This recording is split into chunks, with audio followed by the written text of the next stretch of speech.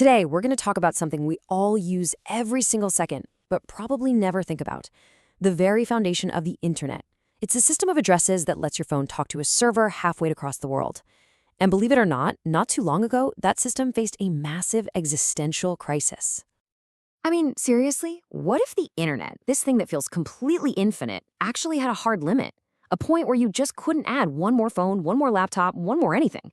It sounds kind of wild, but it was a very, very real problem that some brilliant engineers had to solve. And this is the number that started the whole crisis, a little less than 4.3 billion. That's it. That was the total number of unique addresses available under the internet's original system. Now think about today: smartphones, smartwatches, smart TVs, even smart refrigerators. Yeah, you can see why this number became a huge problem, fast. Right, so this system, IPv4, was designed way back in the early days when nobody could have possibly imagined a world with billions and billions of connected devices. As we started hitting that 4.3 billion limit, this digital scarcity forced some of the most clever and creative engineering solutions in modern history. Okay, so here's how we're going to break this down. First, we'll cover the absolute basics: IP addresses and subnets. Then we'll get into the solutions that literally saved the internet.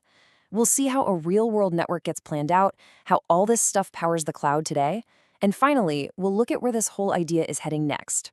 It's going to be cool. All right, first things first, we got to get a handle on the fundamental building blocks. This is really the language of how networks talk to each other. You know, the easiest way to think about an IP address is to just picture your home address. The first part, the network prefix, that's like your zip code. It gets the mail, or in this case, the data, to the right general neighborhood. The second part, the host identifier, well, that's your specific street and house number. It pinpoints the exact device. So if a whole network is a big neighborhood, a subnet is like breaking that neighborhood down into individual streets or cul-de-sacs. It's just a way to organize a huge block of addresses into smaller, much more manageable groups. And that whole process, we call it subnetting. Now, in the old days, this was all kind of complicated. But today, everybody uses this really simple shorthand called CIDR notation. See that number after the slash? That little guy tells you exactly how many bits of the address are for the neighborhood part. So a /24 just means the first 24 bits to find the network, and the rest are for the specific devices. It's the standard you'll see pretty much everywhere. Okay, so the internet is running out of gas. What do? Well, the engineers fought back with two major weapons. First, a clever trick called subnetting to use the addresses we already had more efficiently, and second, a massive full-blown upgrade called IPv6 to get a whole lot more. The logic behind subnetting is actually beautiful in its simplicity. You start with a big block of addresses. Then you just borrow a few of the bits that were supposed to be for individual devices, the host bits. You then just relabel them and say, nope, you guys are now going to identify new, smaller networks instead. And here's what that looks like in practice. It's perfect. We started with one big /24 network, but by borrowing just 2 bits from the host part, see how they change in the binary column? It goes from 00 to 01 to 10 to 11. We've magically created 4 completely separate /26 subnets. We didn't create any new addresses. We just sliced up what we had way more efficiently. But look, subnetting was really just patching a leaky boat. The real permanent fix was IPv6. This was a whole new ship. Instead of 32-bit addresses, IPv6 uses 128-bit addresses. And this takes us from a world of scarcity where we're fighting over scraps to a world of just unimaginable abundance. How abundant are we talking? Well, that's the number of available IPv6 addresses. It's 340 undecillion. To put that in perspective, that's more addresses than there are atoms on the surface of the planet Earth. Yeah, we are not going to be running out of these ever. What's really slick about IPv6 is just how neatly it's all structured. The first part gets your data to the right company, the last part identifies your specific device. But the real magic for network planners is right there in the middle, that 16-bit subnet ID. That alone gives you over 65,000 subnets to play with at a single location. It's amazing. So with all this gigantic organized space, how does a real company actually plan its network? Let's take a look at a typical blueprint. So a company, let's call them Example Corp, might get a /48 block of addresses for their office. From there, it's super easy to just carve out smaller /52 blocks for different things. One for the office computers, one for the internet phones, another for the Wi-Fi. It makes everything incredibly clean, logical, and easy to manage. And check this out. As the company grows, the plan just scales beautifully. They open new offices in LA and Dallas, no problem.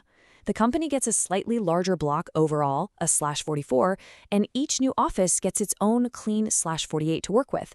Everything stays organized, and all the sites roll up logically under one single plan. Now, this whole way of thinking isn't just for physical offices anymore. Oh no, this is the absolute foundation of how the modern cloud works, especially in huge platforms like Amazon Web Services. In the cloud, it's not about buildings, it's all about security.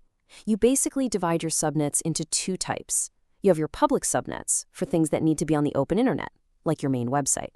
And then you have your private subnets for all the protected stuff that should never ever be directly accessible, like your customer database.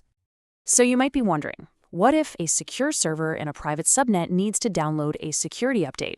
It can. Traffic is allowed to go out to the internet. But, and this is the crucial part, any connection trying to come in from the internet gets blocked cold.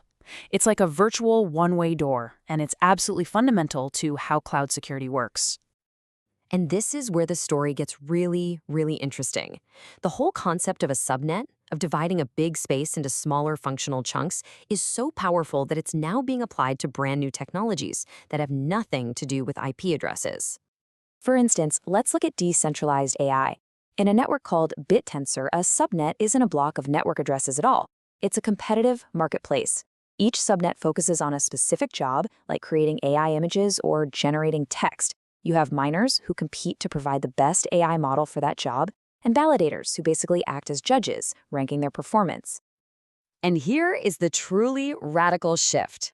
In this model, the amount of resources and rewards a subnet gets isn't decided by some central company. Nope. Instead, the stakeholders in the network literally vote by investing their tokens into the subnets they think are providing the most value.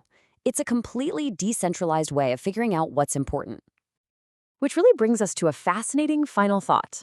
The humble subnet, this idea that was born from a technical crisis, literally running out of numbers, has evolved into this powerful, flexible blueprint for organization. It's not just about managing networks anymore. It's become a model for how we can create order and value in our increasingly complex and decentralized digital future.